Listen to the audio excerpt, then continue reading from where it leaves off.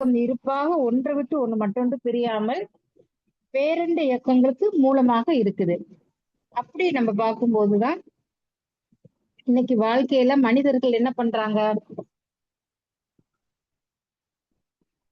தங்களின் இயல்பை இழந்து வாழ்வையே தன்னை சாதனை என்று கூறி விஞ்ஞானத்தின் பேரில என்ன பண்றாங்க, அழிவு பாதையில பயணிக்கிறாங்க. பொதுவா காடுகள்ல பயணிக்கும் போது யானை பாதைன்னு ஒண்ணு இருக்கும். இப்ப அந்த பாதையில யானைகள் நடந்தாலும் அந்த இடத்துல புல்களும் செடி கொடிகளும் பச்சை பசேலுன்னு இருக்குமா. அதுவே மனிதன் நடக்கின்ற பாதைய ஒற்றையடி பாதைன்னு சொல்றாங்க இல்லையா. ஆனா ஒரு புல் பூண்டு கூட இருப்பதை கூட பார்க்க முடியாது. ஏன் இப்ப யானை போற பாதையில மட்டும் புல் பூண்டு செடி எல்லாம் இருக்குது, மனிதன் போற பாதையில எதுவுமே முளைக்க மாட்டேங்குது? அங்க நம்ம கொஞ்சம் சிந்திக்கணும். இங்க நாம ஒண்ணு புரிஞ்சுக்கணும், இங்க ஒவ்வொரு வினையும் வாழ்வும் வெவ்வேறு நிலையில தான் இருக்குது. நாம உரிமை கொண்டாடும் அனைத்தும் முற்பிறப்பில் வேறொருவர் உரிமையில் இருந்துதான் எடுத்துட்டு வந்திருக்கோம். அதனாலதான் நாம எதன் மீதும் உரிமை கோராம அதன் சுதந்திரத்தில் தலையிடாம அறத்தோட பயணித்தாலே போதும். இந்த பிரபஞ்சம்தான் படைத்த உயிர்களுக்கு இங்கு எல்லாவற்றையும் கொடுப்பதை போன்று நமக்கு எது கிடைச்சாலும் அது நமதல்ல என்று நம்முடைய பயன்பாட்டிற்கு தவிர பிறருக்கு கொடுத்து வாழ நாம முயற்சி செய்யணும் இல்லையா. அப்போதுதான் இந்த பிரபஞ்சத்துக்கு நாம் இணைய முடியும். அப்படி நாம நேர்மையோடு பிறருக்கு கொடுத்து எந்த உயிரும் தம் உயிர் போல மதிச்சு நடக்கும் போதுதான் நம்முள்ள அந்த ஆத்ம சங்கமும் உண்டாகும். அப்ப அதன் பின்னர் தான் இந்த வாழ்வில நாம் ஏன் வந்தோம் என்பதை அறிவதற்கு மனமும் அறிவும் இயங்க துவங்கிவிடும். அப்படியே நாம அதுல இடைவிடாம பயணித்து தன்னை அறிய முற்படும் போதுதான் அந்த பிண்டமான இந்த உடல்ல பல அதிசய நிகழ்வுகள் நாம நடக்கிறத நம்மால உணர முடியும். அவ்வை பிராட்டி கூட சொல்லுவாங்க ஒரு 2 அடியில, பரமாய சக்தியுட் பஞ்சமா பூதம் தரமாறி தோன்றும் பிறப்பு.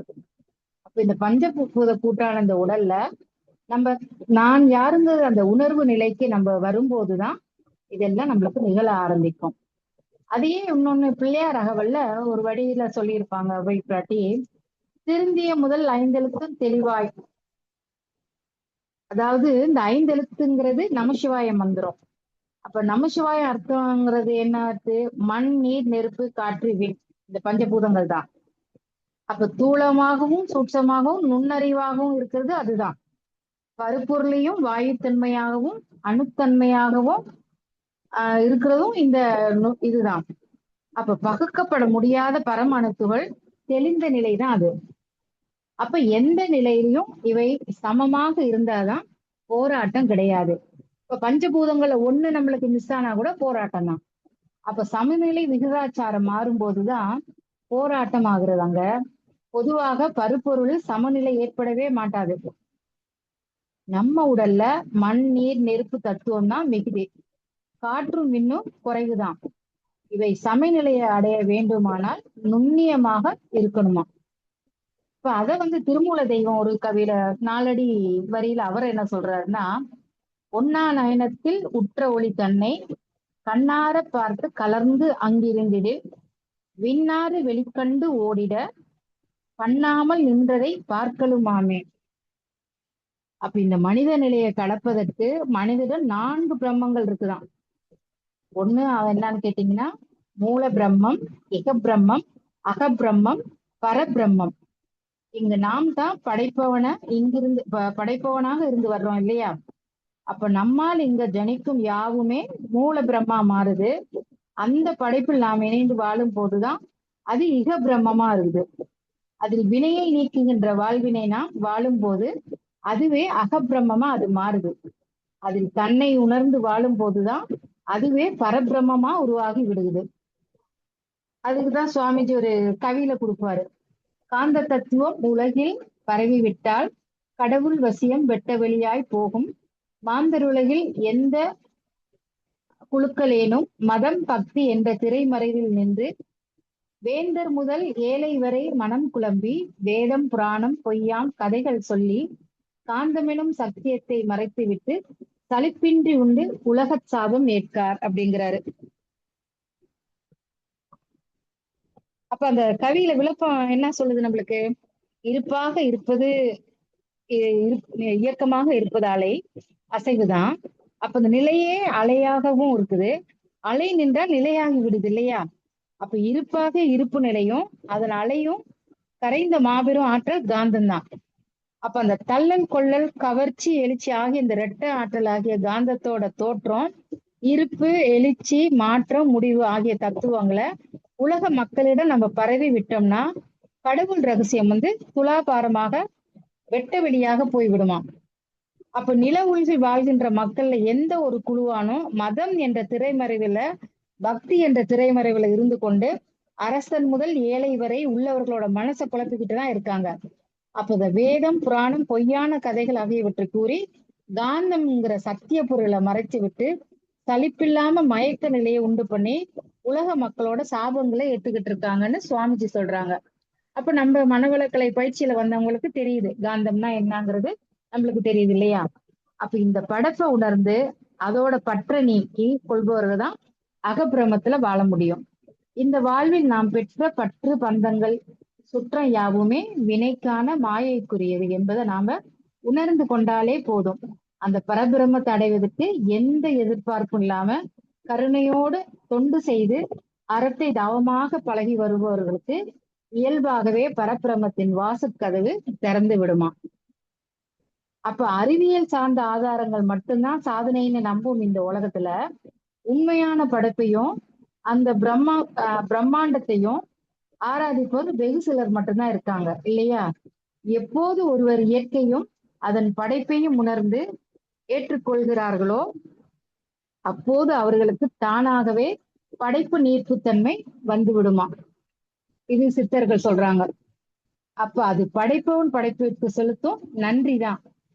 அதன் பின்பு யோகம் ஞானம் எல்லாம் கைகூட பெற்று படைப்பவனை அவங்க அடையிறாங்க. அப்ப இந்த மண்ணில நம்ம விதத்த செயலின் காரணம் தான் என்ன? உண்டு கழித்து படுத்து எழுவதற்கா? இல்லையே. அதுதான் வள்ளலார் சொல்றாரு, தன்னை எறிய வெண்ணிலாவே ஒரு தந்திரம் நீ சொல்ல வேண்டும் வெண்ணிலாவே அப்படிங்கிறாரு. முதல்ல தன்னை அறியணும். ரமண மகரிஷி நம்மளுக்கு கொடுத்திருக்காரு நான் யார். அப்ப நான் யாருங்கிற தத்துவத்தை நம்ம உணர்ந்தாலே போதும், நம்ம அதை தெரிஞ்சுக்கலாம். அப்ப வாழ்க்கைங்கிறது என்னது? ஒரு தேடல் தான். ஒவ்வொரு தேடல் முடியும் போதும் ஒரு புதிய தேடல் நம்ம உதயமாகி விடும் இல்லையா? எதிலும் ஒரு நம்ம பின்வாங்கும் போதுதான் தோல்வி நம்ம நம்மளை பிடிச்சுக்கிறோம். அப்ப அதுவே நாம எதையும் துணிந்து எடுக்கும் போது என்ன ஆகணும்? தோல்வி நம்மளை விட்டு போயிடும். அப்ப அதுக்குதான் சுவாமிஜி இன்னொரு கவியில கொடுக்கிறாரு, இன்ப துன்பம் அமைதி பேரின்பம் எனும் நான்காய் எடுவதுடன் உயிர்காந்தம் கருமையம் புலன்கள் கண்மங்கள் பதிவாக்கி விரித்து காட்டும் மூளை கருது மனம் அறிவு இவை கூட்டு இயக்கம் இன்றி முற்பிறவி தொடரோ இவ்வுயிர் விட்ட பின்னோ முக்தி நரகம் சொர்க்கம் உணர்வு ஏதுமில்லை தன் வாழ்வை வளப்படுத்தும் பிறர் மனம் மயக்க தலைத்த வாணிபத்தில் நாம் சிக்க வேண்டாம். அதாவது கவியில் அவர் என்ன விளக்கம் கொடுக்குறாருன்னா, முற்காலத்துல எல்லாரும் மனித நேயத்துலதான் வாழ்ந்துட்டு இருக்காங்க. அப்ப காலத்து போக்குல என்ன பண்றதாங்க, இறந்த பின்னதான் சொர்க்கம், உனக்கு இறந்த பின்னதான் நரகம் அப்படின்னு ஒரு கட்டுக்கதையை உண்டாக்கி வச்சிருக்காங்க. அப்ப அந்த மாதிரி அவங்க சொல்றதுனால, ஆனா இன்னைக்கு விஞ்ஞானம் வளர்ச்சி பெற்றுருச்சு. கணினி யுகத்துல மனுஷன் வாழ்ந்துகிட்டு இருக்கான். அறிவு தீரும்னு அவனுக்கு மேல வந்துருச்சு. உயிர் காண்கிற இந்த ஜீவகாந்தம் தான் இன்பம் துன்பம் அமைதி பேரின்பம் என்ற 4 நிலைகளை உணர்வாக எழுச்சி பெற்று புலன்கள் மூலமாக அனுபவங்களாக கருமையத்துல கண்ம பதிவுகளாக அங்க இருக்குது இல்லையா? அப்ப பதிவுகளை மூளையானது விரித்து காட்டும் போது மனமாகவும் இருக்குது. அந்த மனதின் அடித்தளம் தான் அறிவாக இருக்குது. அப்ப இதை அனைத்தையும் நம்ம ஒன்றோட ஒன்று இணைந்து கூட்டுத்தொடர் இயக்கம் தான் இந்த உடல் உயிர் மனம். அப்ப அறிவு 4 ஆகிய இணைந்த இந்த இயக்கத்துல உணர்வுகள் ஏற்படும். அப்ப அந்த முற்பிறவி தொடராலேயோ உடலை விட்டு உயிர் பிறந்த பின்னரோ முக்தி எனும் முழுமை பெற்று நிலையோ சொர்க்கமோ நரகமோ உணர்வு நிலையோ நமக்கு இல்ல. தனது வாழ்க்கையை வளமாக்க வேண்டும் என்ற நோக்கத்துலதான் பிறர் மனதை மயக்குவதற்காக செழித்து தலைத்துள்ள அத்தகைய வியாபாரத்தில் நாம சிக்கிக்க வேணாம் அப்படின்னு சுவாமிஜி நம்மளுக்கு ஆணித்தரமா சொல்றாங்க. அப்ப அப்படி பார்க்கும்போது நம்ம பாரதியார் கூட என்ன சொல்லுவாரு, 2 அடியில சொல்லுவாரு பரசிவ வெள்ளத்துல, உள்ளும் புறமெல்லாம் உள்ளுவதெல்லாம் தானாகும், வெள்ளம் உண்டோ தெய்வம் என்பார் வேதியரே. அப்போ உள்ள இருக்கதும் தெய்வம் தான், வெளியில இருக்கதும் தெய்வம் தான், எங்க தொட்டாலும் தெய்வத்தோட நிலைதான். இப்ப நம்மளால ஒரு பொருள் செய்ய முடியுமானா பஞ்சபூதத்தையும் எடுத்துப்போம். ஏதாவது ஒரு பஞ்சபூதத்தை நம்மளால செய்ய முடியுமா? இல்லையே. எல்லாமே இயற்கை நம்மளுக்கு கொடுத்ததுதான். அதேதான் குருமகான் நம்மளுக்கு அவங்க தொடர்ந்து தவம் ஏற்றாங்களாம் சுவாமிஜி ஏன்னா அவங்க தவம் ஏற்றிதான் அந்த ஒரு கவியை நம்மளுக்கு கொண்டு வராங்க. ஆதியனும் பரம்பொருள் எழுச்சி பெற்றுன்னு சொல்லிட்டு ஒரு கவி இறைவணக்கத்துல நம்ம பாடுவோம் இல்லையா? அப்ப அந்த கவிக்கு விளக்கத்தை பார்த்தா நம்மளே அசந்து போவோம். அதாவது சுவாமிஜி என்ன சொல்றாங்க, ஆதியனும் பரம்பொருள் எழுச்சி பெற்று அணுவென்ற உயிராகி அணுக்கள் கூடி மோதி இணைந்து இயங்குகின்ற நிலைமைக்கேற்ப மூலகங்கள் பலவாகி அவை இணைந்து பேதித்த அண்ட கோடிகளாய் மற்றும் பிறப்பு இறப்பிடை உணர்தல் இயக்கமாகி நீதி நெறி உணர் மாந்தராகி வாழும் நிலையுணர்ந்து தொண்டாற்றி இன்பம் காண்போம். இந்த கவி எப்ப எழுதுறாங்கன்னா சுவாமிஜி 1961ஆம் ஆண்டு எழுதுறாங்க. ஆதினா அதற்கு முன்னதாக கூறுவதற்கு எதுவுமே கிடையாது. ஆனா அதுதான் ஆதி அனாதி பரம்னு நம்ம எல்லாம் சொல்றோம் இல்லையா? அப்ப அது பெரியதும் இல்ல நுண்ணியதும் இல்ல. பொருள் என்றால் எது நீடித்ததோ நிலைத்ததோ மாறாததோ எதுவுமே அதுக்கு கிடையாது. உண்மை பொருள் அது சத்திய பொருள். அப்ப உடல் என்ற பொருளும் இருக்கு. அதுக்கு உண்மை என்ற பொருளிலும் பயன்படுத்துறோம். நாம சாதாரணமாக தோற்ற பொருட்களே பொருள் என்று கூறி பழகி இருக்கோம். அதனாலதான் வர வள்ளுவர் பெருந்தகை என்ன சொல்றாரு, பொருள் அல்லவற்றை பொருள் என்றும் கூறும் மருளானா மானா பிறப்புங்கிறாரு. அப்ப இந்த ஆதியாங்கிற மெய்ப்பொருள் இப்படித்தான் இயங்க வேணும். தன் அறிவாலையும் தன் ஆற்றலை இருப்பாக இருந்து எழுச்சி பெற்று இயக்க மலர்ச்சியில அணு என்ற உயிராகி மெய் அசைந்தால் அது உயிர். அணுக்கள் நெருங்கி வரும்போது மூலகம் என்ற நிலையில் நிலம் நீர் நெருப்பு காற்று எனும் பௌதீக பிரிவுகளாகி பௌதீக பிரிவுகள் இணைந்து எண்ணிலடங்காத கோள்களை உள்ளடக்கிய பேரியக்க மண்டலம் மாறுது. அப்ப எண்ணிலடங்காத கோள்களில் ஒரு கோள் இந்த நில உலகத்தில் 5 பௌதீக பிரிவுகளும் குறிப்பிட்ட விகிதாச்சாரத்தில் இணைந்து ஒன்றையொன்று காக்கும்படியான அமைப்பில் காந்த சுழலும் கருமையமும் அமைந்த போது ஜடமாக இருந்த ஜீவன் என்ற நிலையில் மலர்ச்சி பெறுது. அப்ப உணர்தல் என்ற சிறப்பில் ஓரறிவு முதல் 6 அறிவு வரை தன்னிலையில் மாற்றம் பெற்று இயற்கை நிலையை அறிந்து தெளிந்ததும் 6வது அறிவு பெற்ற மனிதன் வாழ்வின் நோக்கத்தையும் பிறவியின் நோக்கத்தையும் உணர்ந்து ஓதும் ஒத்தும் உதவியும் இனிமையாக இருக்குது அப்படின்னு இந்த கவியில சொல்றாங்க. அப்ப அதுக்கு அவ்வளவு அர்த்தம் சுவாமிஜி கொடுத்தாங்கன்னா இன்னும் தொடர்ந்து அவங்க ஆழமா சிந்திக்கிறாங்க. அப்ப அந்த ஆழமா சிந்திப்புலதான் அடுத்த கவி நம்மளுக்கு வருது. அழுத்தமெனும் உண்டாற்றல் ஒன்றை கொன்றே. அது இன்னும் பயங்கரமா சுவாமிஜி அதுக்கு விளக்கம் கொடுத்திருப்பாங்க. அதாவது அழுத்தமெனும் உண்டாற்றல் ஒன்றை கொண்டே அணு முதலாய் அந்த கோடி அனைத்தும் ஆக்கி வழுத்துமோர் அறிவு முதல் 5ம் மாறும் வகை வகையா உயிரினங்கள் தோற்றுவித்து முழு திறனுடன் காத்து முடிக்கும் மேலாம் முழுமுதற் பொருளே நம் அறிவாயாற்றும் பழுத்த நிலை வரும் வரையில் நீ நான் என்போம் பதமடைந்தோம் ஒன்றானோம் பரமானந்தம். அதாவது இறைநிலையானது இப்படித்தான் என்கிற ஒரு அறிவாலையும் தன் ஆற்றலாலையும் எழுச்சி பெற்று பிரபஞ்ச தோற்ற பொருட்கள் தன்னிலையில் மாற்றம் பெறும்போது இறைநிலையோட மாபெரும் ஆற்றல் அழுத்தம் தான். அப்ப அந்த அழுத்தம் தான் தன்னிலேயே தன்னை இறுக்கிக் கொள்ளும் ஆற்றலாகவும் மற்றவற்றில சூழ்ந்தழுத்தும் ஆற்றலாகவும் இருக்குது. தனது மாபெரும் உந்து ஆற்றலால் தன்னையே இறுக்கிக் கொள்ளும் போதுதான் நெருக்கமுற்று பிதுக்கமுற்று நொறுங்கி துகள் போல தனக்குள்ளாகவே மிதந்து கொண்டிருக்குது. அப்ப தானாக இருந்த போது தன்னிருக்க ஆற்றலா இருந்தது பிரிதொண்டு தூசுகளாக சூழ்ந்து அழுத்துவதால் சுழல ஆரம்பிக்குது. அப்ப தற்சுழற்சியுடைய தூசுக்கள் எனும் நிறை துகள்களை முன்னோர்கள் பரத்தில் தோன்றிய அணு முதல் பரமானு சொன்னாங்க. பரமாணுக்கள் இறைநிலையின் தன்னிருக்க சூழ்ந்தழுத்தும் ஆற்றலால் நெருங்கும் போது கொத்தியக்கமாக 1000 ஆயிரங்கள் துகள்கள் சேர்ந்து இயங்கும் போது அமைப்பு என்ன ஆகுது, விண்ன்னு நம்ம சொல்றோம் இல்லையா? அப்ப இந்த விண்ணுக்குள்ள சிறைப்பட்ட இறை துகள்கள் தற்சுழற்சியால இறைநிலையின் அழுத்தத்தால கனமான மையம் நோக்கி தள்ளப்பட்டு லேசான வெளித்தள்ளும் சக்தியால விளக்குமாற்றல் காரணமாக ஒரு சுழற்சியோடு மற்றொரு சுழற்சி ஒருபோதும் ஒட்டிக்க முடிவதில்லை. அப்ப இறைநிலையில் உராய்ந்து சுழல்வதால் ஏற்படும் தள்ளல் கொள்ளல் சக்தி காந்தம்னு சொல்றோம். அப்ப விண்ணும் சுழல்வதா அதற்குள்ளேயும் காந்தம் விரிவலையாகி வெளித்தள்ளும் சக்தியா மாறுது. அதன் திணிவு குறைவதால வேகம் அதிகமான விண் என்ன பண்ணுது, நெருங்கி இயங்க வாய்ப்பு ஏற்படுது. அப்ப விண்ணும் இறைநிலையும் குறிப்பிட்ட விகிதாசாரத்துல இணையும் போது பஞ்சபூதங்கள் வருது. அப்ப அந்த பஞ்சபூதங்கள் ஒன்னிலடைந்து எண்ணிலடங்கா கோள்களை உள்ளடக்கிய பிரபஞ்ச தோற்றமா மாறுது. 5 பௌதீக பிரிவுகளும் குறிப்பிட்ட விகிதாசாரத்தில் இணைந்து ஒன்றை ஒன்று காக்கும்படியான அமைப்பில் காந்த சுழலும் கருமையமும் அமைந்து ஜீவன் என்ற நிலைவு பெற்று ஓரறிவு தாவரம் முதல் 6வது மனிதன் பெற்று தன்னிலையில் மாற்றம் பெறுது. அப்ப 2 கவிலையும் சுவாமிஜி ஆழ்ந்த விளக்கம் நம்மளுக்கு கொடுக்குறாங்க. அப்ப இந்த விளக்கம் எல்லாம் நம்மளுக்கு போதுமான்னு கேட்டா நம்மளே உணர்றதுக்காக தான் கொடுத்திருக்காங்க. ஏன்னா நம்ம பக்தி மார்க்கத்துல கடவுள் வழிபாடு அது வேறொரு முறையா பண்ணுவோம். ஞான மார்க்கத்துக்கு வந்தோம்னா நம்மளே சரி பண்ணிக்கிறதுக்கு இது கொடுத்த தன்னையை நம்ம உணரணும். இறைவன்கிறது வெளியில இல்ல, நம்ம கிட்டதான் இருக்குங்கிறத உணர்றதுக்கு தான் அது கொடுத்திருக்காரு. அததான் நம்ம ராமலிங்க அடிகளாரும் சொல்லுவாங்க. ஓதி நின்று உணர்ந்துணர்ந்து உணர்தற்கு அரிதாம் ஆதி சிற்சபையில் அருட்பெருஞ்சோதி. எவ்வளவுதான் நாம படிச்சிருந்தாலும் அந்த பரம்பொருளை பத்தி நாம படிக்க முடியாது இல்லையா? அப்ப இது படித்தறிந்து கொள்ளக்கூடிய பொருளானா அது கிடையாது. எந்த அளவுக்கு ஆழ்ந்து தவம் பண்ணுகிறோமோ அந்த அளவுக்கு நம்மால அந்த பரம்பொருளை உணர்வாக பெற முடியும்னு அவர் சொல்றாரு. அதேதான் நம்ம மாணிக்க வாசகரும் சொல்றாரு திருவாசகத்துல.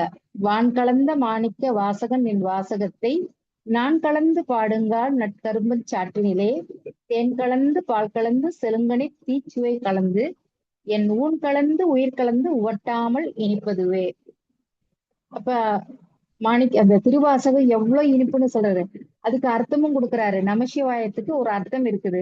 நாங்கிறது நாட் சதுரம் பிராஸ்லேட், நம்மளோட பிராஸ்லேட் கிளாண்ட் இது இருக்குது. மாங்கிறது பிறை வடிவத்துல இருக்கிறான், கிட்னியோட சம்பந்தப்பட்டது. சீங்கிறது கவிழ்த்த முக்கோணம், இதயத்தோட சம்பந்தப்பட்டது. வாங்கிறது நீள்வட்ட வடிவம், தைராய்டு கிளாண்டோட சம்பந்தப்பட்டது. ஏங்கிறது ஐங்கோணம், பிட்யூட்டல் பீனியல், மெயின் சுவிட்ச் அங்கதான் இருக்குது. அததான் ஒரு அறிஞர் சொல்வார், ரூமிங்கிற ஒரு அறிஞர் சொல்வார், தொழுகையிலும் சில வினாடி தொழுகை நிகழ்கிறது. அப்ப நம்ம எப்படி தவத்துல ஆழ்ந்து போகும்போது நமக்குள்ளே அந்த உணர்வு நம்மளுக்கு கிடைக்க ஆரம்பிக்குது. அப்ப சுத்த வெளிக்கு அம்மா அப்பா இருக்கானா? கிடையாது, அது கும்மிருட்டு. அப்ப அதைத்தான் திருமூல தெய்வமும் இன்னொரு நாளடி கவியில அவர் சொல்லுவாரு. கருவன்றியே நின்றுதான் கருவாகும், உருவன்றியே நின்றுதான் உருவாகும், அருவன்றியே நின்ற மாய பிராணனை உருவன்றி யாருக்கும் கூட ஒன்றாதே. அப்ப இதை எதுக்காவது எடுத்துக்காட்டா நம்ம எடுத்துக்கலாமானா அது முடியாது. அப்ப அந்த வகையில நம்மளுக்கு அறிவு ஆற்றல் வேணும். கடல் இருந்து வந்த அலை என்ன பண்றோம்? கடல் அலைன்னு நம்ம சொல்றோம். அப்ப சுத்த வெளியிருந்து வர்ற அலை என்ன சொல்றோம்? காந்த அலைன்னு சொல்றோம். ஐன்ஸ்டீங்கிற ஒரு விஞ்ஞானி என்ன பண்ணாரா, அவர் பார்வையில இந்த நம்ம சுத்த வெளிய பார்த்தாராம். அது ஒரே இடத்துலதான் நிக்குது, அது துகளா இருக்குது அப்படின்னு அவர் சொல்லியிருக்காரு. ஆனா 1928 ஹபுல் என்ற ஒரு விஞ்ஞானி டெலஸ்கோப் மூலமா பாக்குறாரு. பிரபஞ்சம் கடந்து கடந்து விரிந்து கொண்டே இருக்குதாம். விரியும் போது அடர்த்தி குறையுது. இறைநிலையிலிருந்து வரும் அலையெல்லாம் துகளாகி மாறிக்கிட்டே இருக்குதாம். அப்ப நம்ம விஞ்ஞானத்துல படித்து ஆராய்ச்சி பண்றோம், மெய்ஞானத்துல கேள்வி ஞானத்துல நம்ம உணர்ந்துக்கிறோம் இல்லையா? அப்ப இந்த விஞ்ஞானத்தையும் மெய்ஞானத்தையும் தண்டவாளம் போல இணைக்கிறாருதான் நமது குருமகான். அதுதான் 1995 பிரம்மஞான கவி எழுதுறாரு. இறைவெளியே தன்னிருக்க சூழ்ந்தழுத்தும் ஆற்றல் அப்படின்னு அந்த கவி எழுதுறாரு இல்லையா? அப்ப அதுல விஞ்ஞானத்தின் மூலமா விளக்கம் கொடுக்குறாரு மகரிஷி நம்மளுக்கு. அப்ப 6 அறிவு படைத்த மனிதன் உடலுக்குள் அணுவளவே இருக்கும் ஜீவாத்மா கர்ம வினையால உண்டான சுகதுக்கங்களை அனுபவிக்கத்தான் இந்த உடலை கருவியா எடுத்துட்டு வந்திருக்கு. அப்ப இறை அறிய வேண்டுமானா நம்மளுக்கு என்ன பண்ணணும்? குருநாதர் வேண்டும். அப்ப இறைவனே நம்மளுக்கு குருவாக அறிவிப்போன்னு அனுபவத்தான் அவருக்கான அந்த வினைக்கு ஏத்த மாதிரி இறைநிலை தான் நம்மளுக்கு தீர்மானிச்சு கொடுக்குது. பக்தி மார்க்கத்துல சொல்லுவாங்க இல்லையா, சரியை கிரியை யோகம் ஞானம், இந்த 4 நிலையில யோக செயல்முறைகள்ல உணர்ந்து தீட்சை முறைகள் அளித்து மனிதனை உயிரிக்கத்தான் அங்க குரு வாரார். அதான் சிந்தையை அடக்கிய சும்மா இருக்கின்ற சீரறிய செய்த குருவே. அப்ப குரு நம்மளுக்கு எப்படி வந்தாரு பாருங்க. அப்ப நாம் எதனை நினைக்கிறோமோ அதுவாக மாறுவோம். மெய்ப்பொருளாக நிற்பது பூச்சியும், அசைவற்ற கடலில அணுக்கள் சென்று அடங்குவது போல பிறவியின் முன்பிணைகளை அறுக்கத்தான் இந்த மெய்ப்பொருளை உணர்றதுக்கு தான் குரு நம்மளுக்கு வழி காட்டுறாரு. அப்ப அந்த மாதிரி நம்ம பார்க்கும்போது முதல்ல நம்மளுக்கு என்ன தோணுது? நம்ம ஓரறிவு முதல் ஐயறிவு வரை அறிவின் செயல்பாடுதான் இல்லையா? இப்ப இறைநிலை தன்னிருப்பு ஆற்றலை தான் தன்னை அழுத்திக் கொள்கிறது. அப்ப தண்ணீர் குளத்துல நம்ம இருக்கும்போது என்ன பண்றோம்? அங்க ஒரு கல்லை போடும்போது சுழலுது. அப்ப காற்று வீசும்போது என்னது? அது ஒரு சுழற்சி அங்க வருது இல்லையா? அப்ப இறை துகளாக இருப்பது இறைநிலை. 2 விண்ணாக மாறும்போது காந்தமா அது மாறுது. காற்றாக அது மாறுது. இன்னும் அழுத்த காற்றாக மாறும்போது அது நெருப்பாக மாறுது. இன்னும் விண்களை சேர்த்து கொள்ளும் போது அழுத்தம் போது நீராக நிலமாக அங்க மாறுது. இப்ப பஞ்சபூதங்கள் வந்துருச்சு. 6வது ஒரு பூதம் வரல இன்னும். அப்ப அந்த இறைவனே ஒரு செல்லாக அறிவாக உருவாகுறான். உணர்வுக்கு வந்து விட்டது. தாவரம் விண்ணிலிருந்து அந்த அழுத்தமான காந்தத்தை உணருது. தன்னை உணர முடியல. எப்படியாவது தன்னை உயிரை தக்க வச்சுக்கோன்னு சொல்லிட்டு திருப்பி என்ன பண்ணுது? தன்னை பாதுகாக்கிறதுக்கு, தன்னை அது உணர்றதுக்கு தண்ணீர் பக்கத்துல வந்து வளருது. அப்ப கொஞ்சம் நகர்ந்து பார்த்தா அது தண்ணீர் இன்பத்தை அனுபவிக்க போகுது. அந்த தாவரத்தின் நகம் வந்து அங்க ஏகுது. அப்பதான் அங்க 2வது அறிவாக புழு வருது. அப்ப இறைநிலையாக புழுவா வருது. திருப்பியும் அதுக்கு தன்னால உணர முடியல. மீண்டும் என்ன பண்ணுது? அது வந்து திருப்பி மெதுவாக புழு வந்து என்ன பண்ணுது? மெதுவா நடந்து வந்து பிற உயிர்கள் மீது அப்படியே மெதுவாக படர்ந்து வருது. அப்ப வரும்போது அந்த பெரிய புழு என்ன பண்ணுது? சின்ன புழுவை வதச்சு அது சாப்பிட்டுருது. அப்ப அது வந்து அங்க சுவை உணர்வு அங்க கிடைக்குது. திருப்பி என்ன பண்ணுது? திருப்பி அந்த காற்று வேகமாக அடிக்கும்போது அந்த சின்ன புழு என்ன பண்ணுது? இடத்த மாத்திருது. என்னால எதுவும் செய்ய முடியாது. தன்னால எதுவுமே தயாரிக்க முடியாது. இப்ப அது சாப்பாட்டுக்கு உணவு வேணும். அது என்ன பண்ணுது? ஒரு இலை மேல போய் படர்ந்தது. இப்ப நம்ம பார்ப்போம் இல்லையா? கம்பளி பூச்சி வந்து முருங்கை மரத்தை மொத்தமா காலி பண்ணிட்டு போயிடும். இப்ப மழை காலம் வந்துருச்சு, சுத்தமா அது காலி பண்ணிடும். அப்ப அந்த மாதிரி அது என்ன பண்ணுது? புழுவாக மாறுது. திருப்பி என்ன பண்ணுது? 28 நாட்கள் கூடு கட்டி இருக்கும்போது பின்பு அங்க சிறகு முளைச்சு பட்டாம்பூச்சியா அது மாறுது. அப்ப தனது மூக்கின் மூலமாக வாசனை உணருது. 3வது அறிவு வந்துருது. இறைவனை பூச்சியாக தன்னை உணர்வுக்கு வந்தாலும் திருப்பியும் முடியல. தன்னை அறியறதுக்கு அவனால முடியல. திருப்பி என்ன பண்ணுது? அறிவை வந்து சேர்த்து ஞானேந்திரியங்கள் மூலமா அது கொண்டு போகுது. அப்ப பூச்சியின் அகம் இயங்குது, உணவை தேடுது, தன்னுடைய உயிரை பராமரிக்கணும், பாதுகாக்கணும், தன்னை உணர்வதற்காக திருப்பி என்ன பண்ணுது? புழுக்கள் அப்படியே அது புழுவா ஊர்ந்து ஊர்ந்து போகுது. சுவாமிஜி ஒரு கவியிலே கொடுத்திருப்பாங்க அழகா. பல்லாயிரம் புழுக்கள் பதை பதைக்க வதைத்தெடுக்க பட்டு என்னும் கொடிய பாவக் குறிப்பை உடுத்தி சொல்லாயிரம் போத்து துதிபாடி தெய்வத்தை சொற்கலோகம் வேண்ட சொல்லங்கே செயலங்கே. அப்ப இதுக்கு நம்ம இந்த பட்டு புழு நினைச்சு பார்த்தோம்னா புழுவாக வந்து அதை வதைச்சு அதை நம்ம கட்டுறோம்னு நினைச்சோம்னா இனிமே கட்டுவோமா பட்டு புடவை? ஏன்னா அதுவும் வந்து நம்மளுக்கு முன்னாடி வாழ்ந்த ஒரு அறிவு தான். அப்ப அது 4வது அறிவு அது அங்க நிக்குது. தேவையற்ற சிந்தனைகள் இல்லாம இருக்க நமக்குள்ள உருவாக்கணும் இல்லையா? இதெல்லாம் நம்ம என்ன பண்ணணும்? நம்ம சிந்திக்கணும் கொஞ்சம். ஓரறிவு தாவரத்துல இருந்து எப்படி இதெல்லாம் 6வது அறிவுக்கு வந்துச்சு அப்படிங்கிறத நம்ம சிந்திக்கும் போது இந்த 6வது அறிவு புலன் கடந்த அறிவு. இறையோடு பேசும்போது ஒரு அமைதி கிடைக்குது இல்லையா?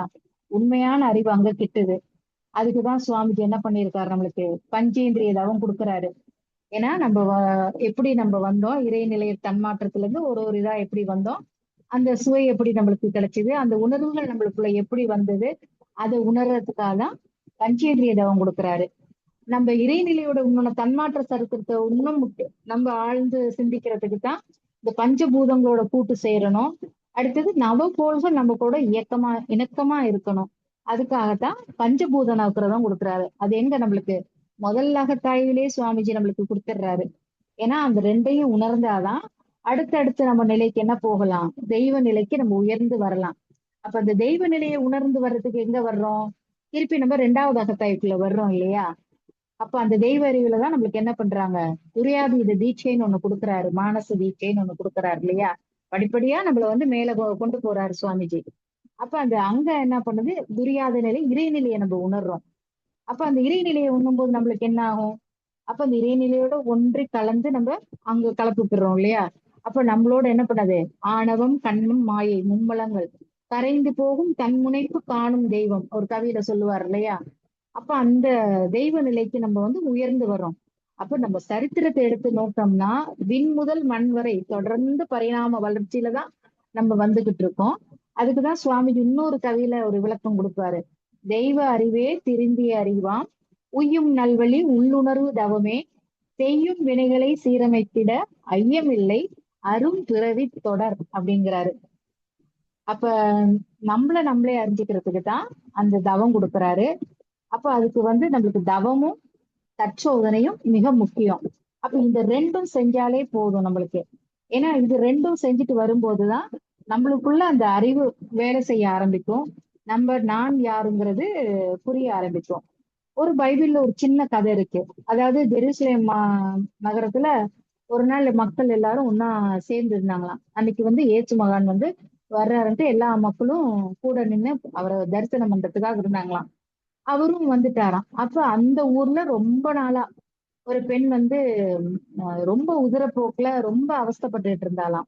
அப்ப அந்த பெண்ணுக்கு என்ன மெடிசன் எடுத்தாலும், எந்த மருத்துவ முறையில அவ அந்த நாள்ல எடுத்தாலும் எதுவுமே அவளுக்கு சரியாகலையா. அப்ப அந்த ஊர்ல அந்த மகான் வர்றாருன்னு சொல்லவும் அவளும் போய் பார்க்கலாம் அப்படின்ட்டு அந்த கூட்டத்துக்குள்ள போய் நிக்கிறாளாம். அப்போ ஜனங்க ஒரு மகான் வர்றதுன்னு நம்மளே இப்ப எப்படி இருப்போம், அப்ப அப்பா எப்படி இருந்திருப்பாங்க நினைச்சு பாருங்க. அப்ப அவ்வளவு பேரும் நிக்கும் போது அந்த கூட்டத்துல அந்த பொண்ணும் போய் நிக்கிறாரா. இயேசு மகானும் அந்த இடத்துல வந்துட்டாராம். அப்ப என்ன பண்ணிருக்கா இந்த பொண்ணு, எல்லாரும் அவரை தொடணும் தொடணும்னு கிட்ட கிட்ட போயிட்டு இருக்காங்களாம். இவளும் அதே மாதிரி கிட்ட போயிட்டு இருக்காளாம். அப்ப போயிட்டு இருக்கும்போது போய் அப்படி தொட கிட்ட போகும்போது அந்த இயேசு மகானோட அவர் மேல போத்திருப்பார் இல்லையா அந்த போர்வை, அது அவர் மேல அப்படி பட்டுருச்சான். அவ கையில பட்டு டக்குன்னு அப்படி பறந்து போயிடுச்சான். ஐயோ தொட முடியாம போயிடுச்சே அப்படின்னு அவர் ரொம்ப கவலைப்பட்டாராம். அப்ப அவருக்கு அந்த இது தொட்டது பின்பக்கம் தான் அவன் நின்று தொட்டிருக்கா. ஆனா அவர் கவனிச்சுட்டாரு. அவர் கொஞ்ச தூரம் போயிட்டு என் மேல தொட்டது யாரு அப்படின்னு சொல்லி அந்த பக்கம் நின்னு கேட்டாராம். என்னோட என்னோட வலிமை என்கிட்ட இருந்து வெளியில போயிருக்குது. யார் என்ன தொட்டது, அவங்க பாக்கியவான்கள் அதை தொட்டவங்க அப்படின்னு அவர் சொன்னாராம். அப்ப சொல்லும்போது இந்த பெண்ணுக்கு அவ்வளவு நாள் அவ கஷ்டப்பட்டு இருந்தா. லேசாதான் தொட்டிருக்கா அந்த போர்வைய. அப்ப பாக்கியவான்கள் அவர் சொல்லிட்டு போனார் பாத்தீங்களா. இவளுக்கு அன்னையில இருந்து அவ்வளவு நாள் அவ மனசாலையும் அந்த உடம்பாலையும் அந்த துன்பத்துல இருந்த அந்த துன்பம் அவளை விட்டு விலகிருச்சா. அதுக்கப்புறம் அவ ஒரு புத்துயிர் பெற்ற பெண்ணாக, அதாவது ஒரு நல்லது ஒரு வாழ்க்கைக்கு அவ போயிட்டா. அவ்வளவு நாள் அவ துன்ப அலையில இருந்தவ அந்த மகானோட அந்த போர்வை பட்டதுமே அவளுக்கு ஒரு நல்ல ஒரு புத்துயிர் கிடைச்சிருக்கு பாருங்க. அப்ப அதே மாதிரிதான் நம்மளுக்கும் மகான் குரு மகான் எண்ணற்ற பயிற்சிகளை நம்மளுக்கு கொடுத்திருக்காங்க. நிறைய தவங்களை கொடுத்திருக்காங்க. நிறைய தற்சோதனை செய்யறதுக்கு வழி வச்சு கொடுத்திருக்காங்க. ஒரு டாபிக்கும் நம்மளுக்கு கொடுத்திருக்காங்க. அப்ப அந்த மாதிரி நம்மளும் அதை தொடர்ந்து நம்ம செஞ்சுட்டே வரும்போது நம்மளும் மகா நிலைக்கு வரலனாலும் ஒரு மனிதனா நம்ம உயர்த்தலாம் இல்லையா. அப்ப அதுக்குதான் ஒரு பக்தி பாடல்ல ஒரு வரி இருக்கும். அறிவு உன்னை காண்பிக்கும், அன்பு உன்னிடம் சேர்ப்பிக்கும், பிரிவு இல்லா நிலை தருவாய், இறைவா பிறவா வரம் தருவாய். அப்ப நேத்து நம்ம எல்லாரும் மகானோட பர்த்டேயை கொண்டாடணும். இன்னைக்கு அதை ஒரு சிந்தனையை நம்ம இன்னைக்கு எல்லாரும் சிந்திக்கிறதுக்கு ஒரு வாய்ப்பு கிடைச்சிருக்கு. அதேதான் பைபிள்ல இயேசுமான் ஒரு 2 அடியில சொல்லுவாரு. நீ உன் தாயின் கருவறைக்கு இருக்கும் போதே நான் தீர்மானித்து விட்டேன். நம்ம அம்மா வயிற்றுல இருக்கும் போதே நம்மளுக்கு ஒரு தீர்மானம் அங்க கிடைச்சிருச்சு. நல்ல ஒரு மகான் கிட்ட போறோம், வரப்போறோம், நம்ம எல்லாம் கத்துக்க போறோம். ஒரு குரு நம்மளுக்கு வழிகாட்டுவாருங்கிறது அப்பவே நம்மளுக்கு தீர்மானிக்கப்பட்டதுனாலதான் இன்னைக்கு இத்தனை பேரும் நம்ம இதுல உட்கார்ந்து இந்த சிந்தனையை சிந்திக்க ஆரம்பிச்சிருக்கோம் இல்லையா. அதுக்குதான் வள்ளலார் சொல்லுவாரு, உச்சி மேல் ஒரு வாசல் உண்டு, அங்கு ஒளி வீசும் ஒரு சுடர் உண்டு. நம்மளுக்கு எல்லாம் துரிய தீட்சை கிடைச்சிருச்சு. அப்ப அங்க இருந்து ஒரு ஒளி வீசுது ஒரு சுடர். அப்ப அந்த சுடர் மூலமா நம்ம எல்லாத்தையும் தெரிஞ்சுக்கிறோம் இல்லையா. நம்ம எவ்வளவு வீட்டுக்குள்ள நம்மளுக்குள்ள எவ்வளவு சிக்கல் இருந்தாலும் நம்ம உடம்புக்குள்ள எவ்வளவு பிரச்சனைகள் எல்லாமே இருக்குது. எல்லாருக்கும் எல்லாமே இருக்குது. யாருக்கும் எதுவும் இல்லாமல எல்லாத்தையும் கடந்து போறதுக்கு ஒரு அறிவு நம்மளுக்கு கிடைச்சிருக்கு. அப்ப அந்த அறிவு எங்க கிடைச்சதுன்னா நம்மளோட குரு மகானோட பயிற்சி மூலமா தான் கிடைச்சிருக்கு. இந்த அரிய கலையான மனவளக்கலை பயிற்சி எல்லாரும் பயின்று அதுல கொடுத்தபடி எல்லாருமே குரு மகான் என்னென்ன சொல்லியிருக்காரோ அதன்படி வாழ்ந்து வந்தாலே போதும். நம்ம வாழ்க்கையில உயர்வடையலாம், நம்மளை சுத்தி இருக்கவங்களையும் உயர்வடைய செய்யலாம்னு சொல்லி நேரம் கருதி என்னோட இந்த சின்ன சிந்தனையை நிறைவு செய்கிறேன். நிறைவாக இருந்தால் அத்தனையும் குருமகானுக்கே சமர்ப்பணம். குறையேதும் இருந்தால் அடியேன் ஏற்றுக்கொள்கிறேன். செவிமடுத்த அத்தனை அன்பு நல்லுள்ளங்களும் இருபால் மெய்யன்பர்களும் அருட்பேராற்றல் கருணையினால் உடல் நலம், நீலாயுள், நிறை செல்வம், உயர்ப்புகள், மெய்ஞான மூங்கி வாழ்க வளமுடன் என்று குருவின் நினைவில் நின்று வாழ்த்துகின்றேன். வாழ்க வளமுடன், வாழ்க வளமுடன். வாழ்க வளமுடன். வாய்ப்புக்கு நன்றி அம்மா. வாழ்க வளமுடன் அம்மா. மிக சிறப்பு. இவ்வளவு ஒரு வாழ்க ஷார்ட் டைம், வளமுடன். கொடுத்த டைம் ரொம்ப ஷார்ட் டைம். ஈவினிங்ல நைட்ல தான் சொன்னது. நல்ல ஒரு தலைப்பு, நல்ல ஆமாங்கய்யா. தலைப்பு. ஆமாம்மா. அதாவது பிரபஞ்ச தோற்றம் எப்படி வந்துச்சு அப்படிங்கிறதுக்கு விண் முதல் மண் வரை அப்படிங்கிற ஒரு தலைப்பு. ஓப்பனிங்ல இந்த யானைக்கு எப்படி காட்டுல பாம் ஆச்சு அப்படிங்கறத ஆரம்பிச்சு, ஒரு லைஃப்ங்கிறது என்னன்னா பிறர்கிட்ட இருந்து நம்ம கத்துக்கிறதா அப்படிங்கறத ஆரம்பிச்சு நிறைய மகான்களுடைய ரெஃபரன்சஸ், கோட்டிங்ஸ், அவ்வை பிராட்டியார், அது மட்டும் இல்லாம வள்ளலார், வள்ளல் பெருமான், ரமண மகரிஷி, இப்படி நிறைய ஒரு சித்தர்களுடைய கோட்டிங்ஸையும் நீங்க அதுல உள்ள கொண்டு வந்தீங்க. அது மட்டும் இல்லாம ஆமாங்கய்யா. பிரம்மத்தினுடைய வகைகள், மூல பிரம்ம, அக பிரம்மத்திலிருந்து எப்படி பரபிரம்மம் வந்தது அப்படிங்கிறது, குருவினுடைய அதுக்கு ரெஃபரன்ஸா குருவினுடைய கவிகள். அது மட்டும் இல்லாம இப்ப எப்படி பிரபஞ்சம் அப்படிங்கிறது விண் முதல் மண் வரை வந்தது, பஞ்சபூதங்கள் எப்படி உருவாச்சுங்கிறதுக்கு மகானுடைய 1963 கவி, மாணிக்கவாசருடைய கோட்டிங்ஸ், எல்லாத்தையும் விட அகத்தாய்வு கவரேஜ் ரொம்ப நல்லா இருந்துச்சு. பயனில்ல பைபிளுடைய கதை எப்படி அந்த அம்மா இயேசு மகான தொடணுங்கிறத இயற்கையே கொடுத்த அந்த போர்வை விலகினது, இயற்கையே கொடுத்த ஒரு சந்தர்ப்பம் அந்த அம்மாவுக்கு. அது மட்டும் இல்லாம அவங்களுடைய துன்பங்கள் நீங்கினது, அவருக்கு ஆற்றல் குறைஞ்சது. நல்ல கோட்டிங்ஸ் அது. அதாவது பேலன்சிங் எப்படின்னா, நமக்குள்ள ஆற்றல் குறையுங்கிறத ஃபீல் பண்ற அளவுல சுபேரான் ஃபீல் பண்ணாரு அப்படிங்கிறதுக்கு நல்ல ஒரு அருமையான ஒரு தலைப்பு, நல்ல பாயிண்ட்ஸ். இவ்வளவு ஷார்ட் பீட்ல இவ்வளவு பாயிண்ட்ஸ் கவரேஜ் மகானுடைய ஆங்கில இருந்து பேசினது ரொம்ப சிறப்புமா. வாழ்த்துக்கள். வாழ்க வளமுடன். வாழ்க வளமுடன். வாழ்க வளமுடன். அத்தனையும் குருவுக்கு தான் சமர்ப்பணம். நிறைய நல்ல குரு நல்ல அருள்தான். நல்ல பிரசன்டேஷன். வாழ்த்துக்கள். வாழ்க வளமுடன். சான்றோர் இப்பொழுது நமக்கு ஆற்றல் மிக்க தவமான நித்தியானந்த தவத்தையும் விண்முதல் மண்வரை என்ற தலைப்பிலே நமக்கு மிக அருமையான சிந்தனை உரை வழங்கிய நமது பேராசிரியர் அம்மா அவர்களை அனைவரும் அதாவது நிலையில் வாழ்த்து மகிழ்வோம். நமது அன்பிற்கும் பெருமதிப்பிற்குரிய பேராசிரியர் ராஜேஸ்வரி குமார் அம்மா அவர்களும் அவர்தம் அன்பு குடும்பமும் அருட்பேராற்றல் கருணையினால் உடல் நலம், நீளாயுள், நிறை செல்வம், உயர் புகழ், மெஞ்ஞானம் ஓங்கி வாழ்க வளமுடன். வாழ்க வளமுடன். வாழ்க வளமுடன். மேலும் இன்றைய இந்த நிகழ்விலே கலந்து கொண்ட அன்பர்கள், பின்புலத்தில் இருந்து தொண்டாற்றும் அன்பர்கள் உள்ளங்கள் மற்றும் வழிநடத்தும் ஆசிரியர்கள் அனைவரும் அவரது அன்பு குடும்பங்களும் அருட்பேராற்றல் கருணையினால் உடல் நலம், நீளாயுள், நிறை செல்வம், உயர் புகழ், மெஞ்ஞானம் ஓங்கி வாழ்க வளமுடன். வாழ்க வளமுடன். வாழ்க வளமுடன். சான்றோர் பெருமக்களே, இப்பொழுது இந்த நிகழ்வின் நிறைவு பகுதியாக உலக நல வாழ்த்து. உலகமெல்லாம் பருவமழை ஒத்தபடி பெய்யட்டும், உழவரெல்லாம் தானியத்தை ஒப்புடனே பெருக்கட்டும், பல தொழில்கள் புரிகின்ற பாட்டாளி உயரட்டும், பகுத்துணர்வில் தொகுத்துணர்வு பண்பாட்டை உயர்த்தட்டும், கலகங்கள் போட்டி வகை கடந்து ஆட்சி நடக்கட்டும், கல்லாமை கடன் வறுமை களங்கங்கள் மறையட்டும், நல வாழ்வை அளிக்குமை ஞான ஒளி வீசட்டும், நம் கடமை அறவாழ்வின் நாட்டத்தே சிறக்கட்டும், நம் கடமை அறவாழ்வின் நாட்டத்தே சிறக்கட்டும், நம் கடமை அறவாழ்வின் நாட்டத்தே சிறக்கட்டும். வாழ்க வையகம். வாழ்க வையகம். வாழ்க வளமுடன். வாழ்த்திய அனைத்து நல்ல உள்ளங்களுக்கும் மனமார்ந்த நன்றிகள். மன மகிழ்வோடு இப்போது இந்த நிகழ்வினை நிறைவு செய்து கொள்கிறோம். மீண்டும் மாலை 6:30 மணியில் அனைவரும் இணைவோம். வாழ்க வளமுடன். அனைவருக்கும் நன்றி. வாழ்க வளமுடன். மிக்க நன்றிகள் அம்மா. வாழ்க வளமுடன்.